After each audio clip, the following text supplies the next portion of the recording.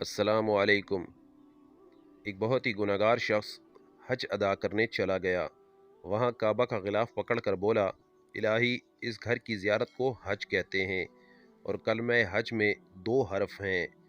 हे से तेरा हुक्म और जीम से मेरे जुर्म मुराद हैं। तू अपने हुक्म से मेरे जुर्म माफ़ फरमा दे। आवाज़ आई, ए मेरे बंदे, तूने कितनी उम्दा मनाजात की। फिर कहो। वो दोबारा नए अंदाज से यूं पुकारता है, ऐ मेरे बख्शनहार, ए गफ़ार, तेरी मग़फ़रत का दरिया गुनहगारों की मग़फ़रत तो बख्शिश के लिए पुरजोश है और तेरी रहमत का ख़जाना हर सवाली के लिए खुला है।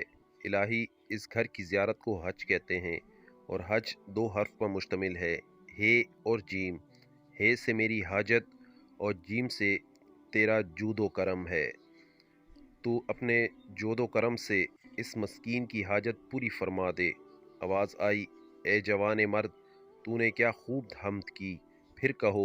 वो फिर अर्ज़ करने लगा, ए खालिक कायनात, तेरी ज़ात हर ऐब व नुक्स और कमज़ोरी से पाक है। तूने अपनी आफ़ियत का पर्दा मुसलमानों पर डाल रखा है।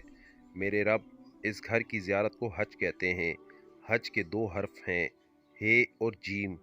हे से अगर मेरी हलावत ईमानी और जीम से तेरा जलाल मुराद है, तो तू अपने जलाल की बरकत से इस नातवां ज़ईफ़ बंदे के ईमान की हलावत को शैतान से महफूज रखना। आवाज़ आई, ए मेरे मुखलिस तरीन आशिको सादिक बंदे, तूने मेरे हुक्म, मेरे जोदो करम और मेरे जलाल के तवस्सल से जो कुछ तलब किया है, तुझे अता फरमाया। हमारा तो काम ही मांगने वालों का दामन भर देना है, मगर बात तो ये है, कोई मांगे तो सही, किसी को मांगने का सलीका तो आता हो। या अल्लाह, हम जैसे गुनाहगारों को भी मांगने का सलीका और तौफीक अता फरमा। आमीन सुम्मा आमीन।